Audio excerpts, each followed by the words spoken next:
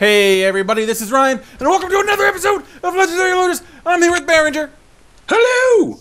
And we are continuing, well, we're doing a 25 Rift, and we are continuing our discussion on Interstellar. This is part 2, hopefully 2 of 2.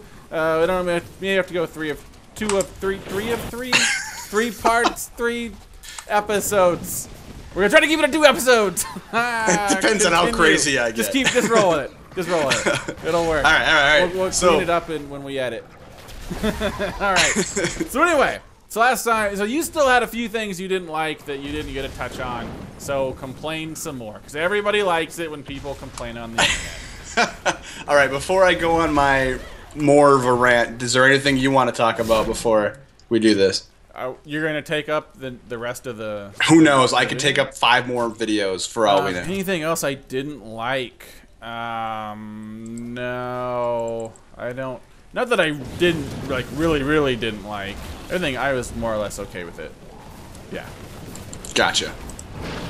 Alright, so kind of going back to what I was saying about the you know, Earth and the history and, like, the way that was done and how it was glassed over, like, being from Wisconsin, you know, where I grew up, I kind of know what it takes to grow corn, and, you know, I feel like they just didn't take that into account when it was like, oh, corn's the only thing left. We'll just plant corn everywhere. And, you know, it's like, I don't think that would work. Plus the irrigation needed, the water needed. And then there was a lake, but yet it hasn't rained ever. I don't know. I was having a hard time with all of the way the Earth was from that. You kind of brought this up that there was a whole, like, Dust Bowl thing going on.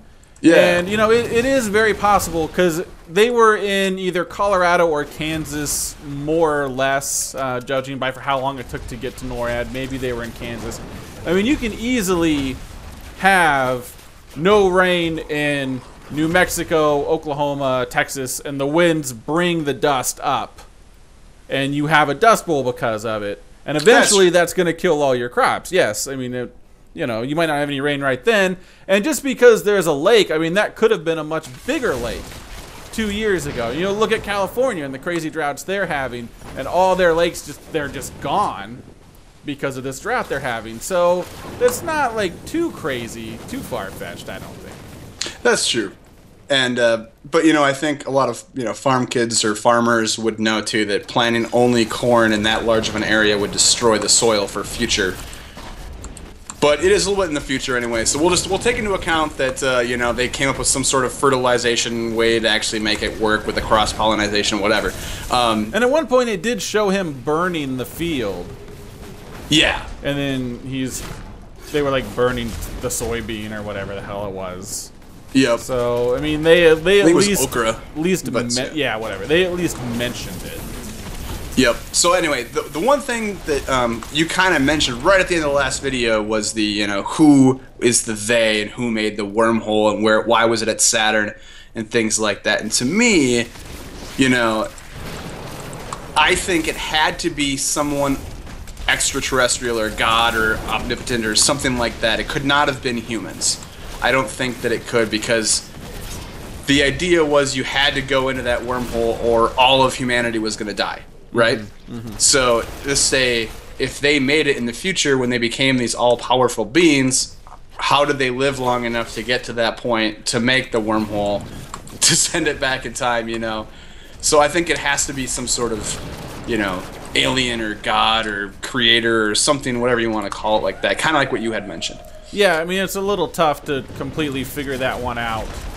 And they like didn't really mention anything to try to explain that other than it's future us. Right. Which, yeah, it doesn't really make sense because somebody had to do it in the first place. Yeah.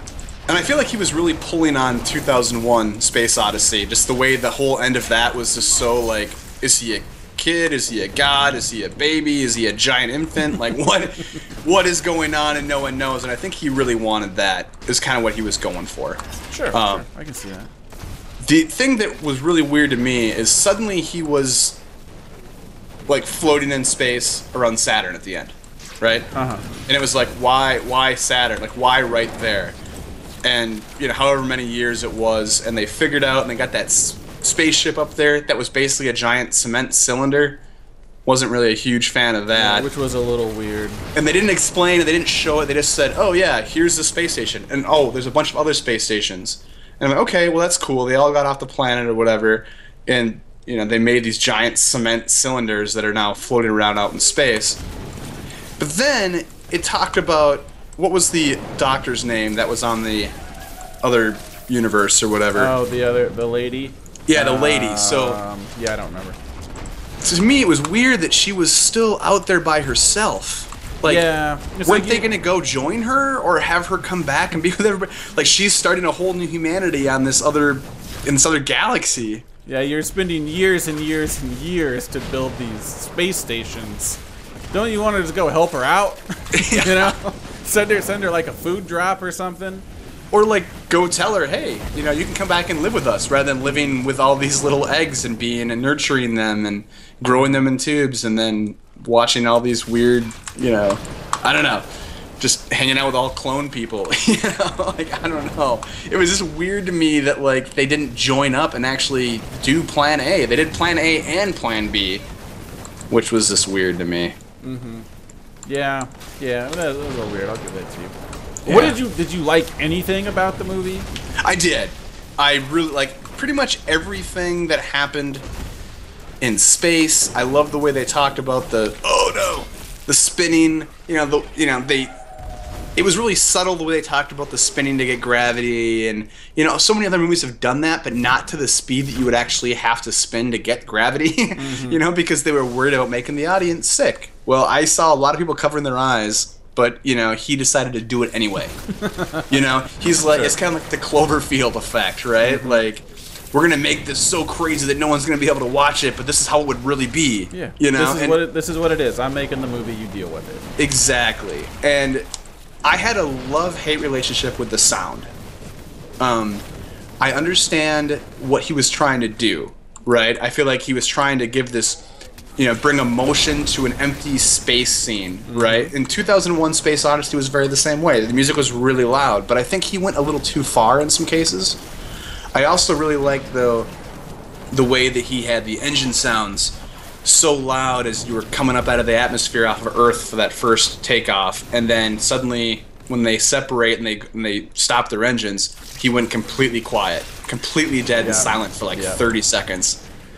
Brilliant choice, I think, there by Christopher Nolan. But I didn't mind the sound. I thought it did a good job of building atmosphere and making, you know, tense moments when there's really there's not a lot of like great not that they weren't good actors, but it wasn't about the acting. It was just about the moment and is this gonna work or not. And I mean, the music is what made those scenes, and so it needed to be loud. So all it was just, you know, the music and the action, and is this gonna work? And I liked it.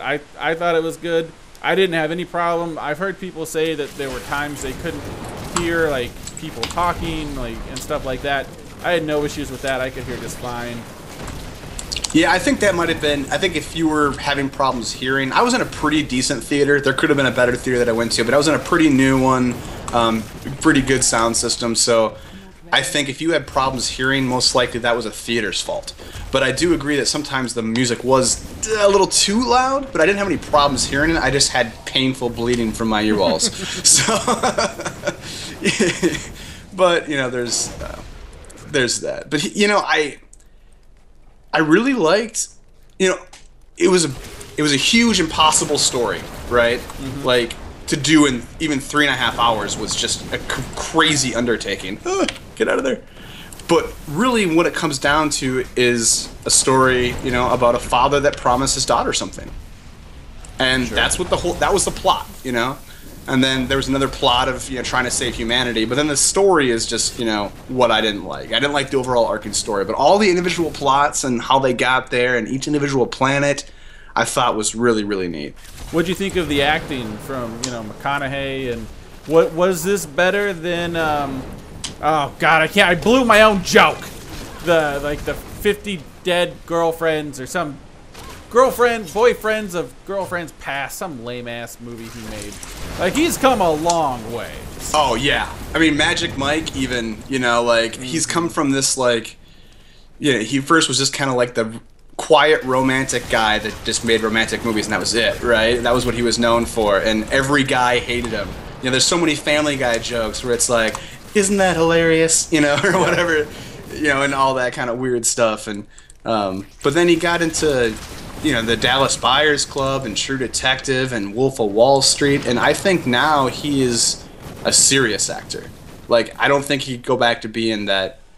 Plus, he destroyed his body playing all those roles. He's like this skinny little old crazy man now. So yeah, no, I think he's come a long way. I respect him as an actor now. I will, I kind of want to go back and watch some of his lesser roles now to see if it was just me not liking him because of me not liking him, or if he actually was bad and now he's good. And I thought Crane did a good job. I mean, he always does a good job. He always, he did good. What's her face? The main lead girl. Anne Hathaway. Anne Hathaway. She did decent. I mean, not spectacular in my opinion. Damon. I didn't even know Damon was in the movie, to tell you the truth. I think that was kind of a little Easter egg that he did there. I thought he did okay. He did well. He played a weird character, too. Yeah, his character was weird. I thought he did a good job of... Oh, what happened? We both died. So that Gar... Oh, did he disappear or is he... No, we're he just vanished off my screen, which was kind of crazy. Yeah, he teleports and one-shots you. Ah, that's why. Like that? Yeah. Good times. Yay! Anyway, Damon. Yeah, I really liked how he woke up and just started crying and, like all of that. And I really do feel like, he wanted to do the right thing, but he was just alone so long, he just kind of went crazy, and that I would probably do the same thing, which is a problem with having a mission like that with only one person that, is going to be life or death. Of course, at some point, he's probably going to break and want to save himself, right? There were more, weren't they? Wasn't he the only survivor? I think they sent one person to each planet. I thought they sent more. Because didn't he say something like, and the others? And they're like, you're the only one that made it or something? I thought he was referring to the other planet. Oh, the other planets. Maybe he was. I thought they sent 12 ships to like 12 different areas and they found 3 planets that were good. Yeah. I thought they all had little crews, but that would make more sense because they always only mentioned one person. Yep. Oh yeah, I forgot. What are we doing? Let's get our gem because I don't know if... Well, how much time did we have left on that one? I didn't even see. It wasn't a ton. We could do a 26, I think. You say so. Game on. Well, I think we covered most of the movie, though. I think we did. Yeah, that was good. Any other closing thoughts on said movie? No, I don't think so. You got all your hate out? No, I got all the hate out. I got all the things I liked in. I think we did a good all-around... Did I talk about him and his daughter enough, you think? Because that's really what I wanted to get across for liking. I don't know. You mentioned it. Okay.